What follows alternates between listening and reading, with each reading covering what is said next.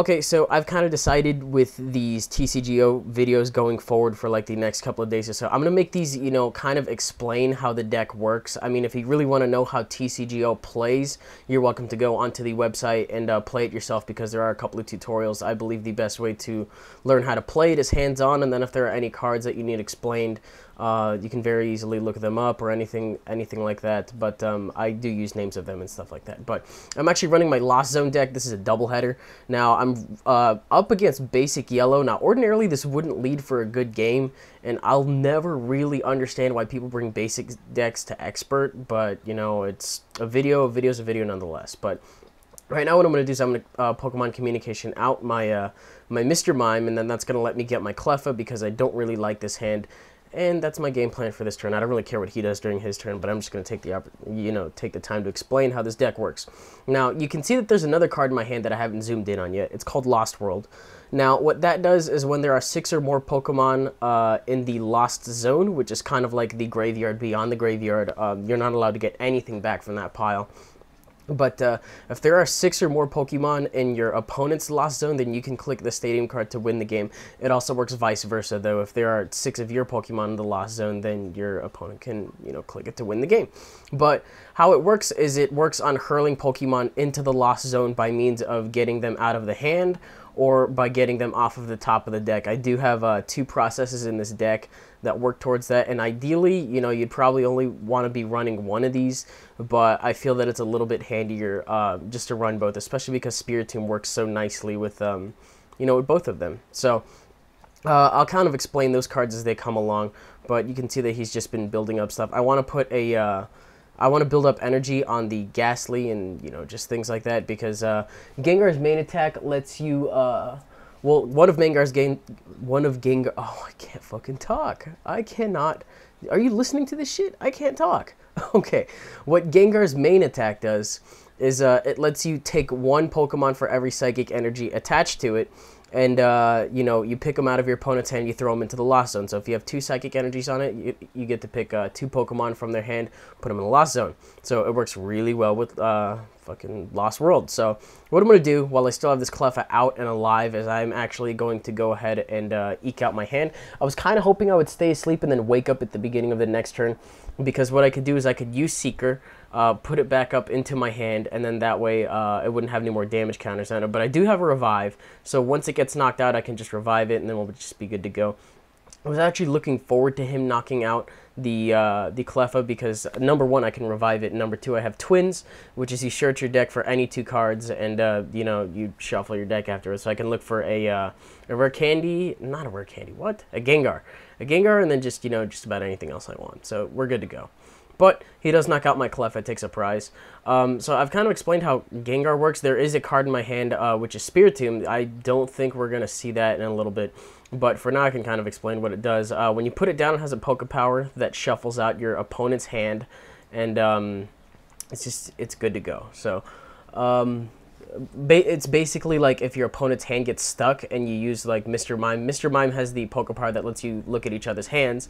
So you use the Mr. Mime to see if there's anything good going on. And if there isn't, you can use Spiritomb to shuffle it out. If you have 2 Mimes, you can look before and after, but I only run 1. Been very much on the fence about running 2. But I don't really know about how free I can have that bench space. If I were to run multiple Mimes, then I would probably have to drop the Slowpoke, Slowking Mr. Mime line. But I don't think I've really gone into too much detail on that either. Slowking has a Poke Power, which lets you rearrange the top 3 cards of your opponent's deck or your deck. You'd want to use it on your opponent, make sure there's a Pokemon on top, and then Mime Jr. throws that automatically into the Lost Zone. So you can also kind of use it for seeing what they're going to draw into next. If you have Mr. Mime out, you can see what they have out, and then just rearrange the cards and burn one off just based on that. So it can be pretty handy. But he's got things, and I think I had that catcher, so I'm just going to catcher out the Chansey, because it has a retreat cost of 2, and because of that, he'll have to put 2 energies on it in order to start doing any damage or anything like that. But I'm going to go ahead and use Pokemon Collector right now, get myself 3 Pokemon. The best one in this situation right now is probably going to have to be my Mr. Mime, and then I'm going to put down a Mime Jr., and then I'm going to put down a Slowpoke. but I can't retreat out yet because I'm still asleep. But once I go back in, you know, I'm going to be able to switch out to Gengar, use Mr. Mime to look at his hand. I don't have Lost World in play yet, but if I start getting him preemptively, then, you know, the instant I draw into it, I should be good to go. Unfortunately, he has a switch, which I did not really see coming. So what I probably should have done, I should have waited until the next turn and then played catcher and then played seeker for him to pull something up. He probably would have pulled up the Chinchou though. If he hadn't put that down, that would have been great. But he decided to put some more damage counters on my Gengar, and I'm not really liking my hand, so I'm going to go ahead and send in my... I guess I'm sending in my Gengar right now. Going to manual. Okay, I'm looking at his hand. He has 4 Pokemon in his hand, guys. I put down another energy on Gengar, and I can take out 3 of them. So, that's a pretty good thing in itself. I also have Spiritomb, so while I run out those Pokemon, then I should be good to go. But I'm going to go ahead and use Seeker for some stupid reason, even though I'm not able to snipe at all the Pokemon. I don't think he has anything in his hand to shuffle out his hand, so... I decided to hurl into Darkness. Oh, I remember why I did that, because I want to hurl the basics. And then that way he can't put anything down on the bench, and then the stage 1s and 2s are stuck in his hand. So that's kind of good to go. I mean, I can also use a Seeker next turn and then get up the Togepi or the Chinchou as well. But I'm not sure if I mentioned it at the beginning of this video, but this deck isn't consistent enough. And that, you know, if you play against people with basics, like just running a basic only deck, like 6 corners or anything like that, it doesn't really work out too well. But I'm going to put down another energy and then go ahead and go for the Seeker to pull that Mr. Mime that he did damage to back into the hand. I don't care if he knocks out Gengar as long as I'm able to get 6 into the Lost Zone. I'm good to go, which I do on this turn since, you know, there are only 3 Pokemon in his hand, and I think there are 7. But all I have to do right now is put down Cleffa after Gengar gets knocked out. Do I get knocked out on this next turn? I don't think I do. So, I'm pretty sure if I... Oh, well, there's Lost World right now. So I totally forgot about that. But once you draw into it, you know, you have 7 in the Lost Zone, you put it down, and you win. You put it in the oven, and then you win, like Epic Mealtime says. But anyways, a pretty short game, I guess. It was like 8 minutes. And here I got a better game, I suppose, when it comes to Lost Zone. The thing is Lost Zone decks don't really do any damage. Like, if you really have to, Gengar can go into manual and put down 4 at a time and start sniping out babies from the bench and get them into the Lost Zone. But in reality, this deck doesn't have a very high damage output. So, I'm also running N in this deck now, which I believe is a new addition for those of you that have been keeping up with this deck for some time. But since I don't draw prize cards, and they more than likely will I end up getting set up, you know, it just made sense to do that. So, I'm going to go for the N right now because I'm not really a fan of this hand right now. And I don't really draw into... I draw into a rare candy, which would be fantastic if I was actually able to get a Gengar, but I'm not yet. So what I'm going to do right now is I'm going to go for a Rambunctious Party and then just put down another Ghastly, you know, get 2 Gengars going at the same time if possible. I would have liked if there was a Cleffa right there. But what Rambunctious Party does, I've swapped out my Slowpoke. Some people have been telling me, hey, you know, you should do that. Help you get set up a little easier. And they're right, it does. It's not a huge help. But if you're able to pull the basic, some basic Pokemon off the top of your deck that way, then it's cool.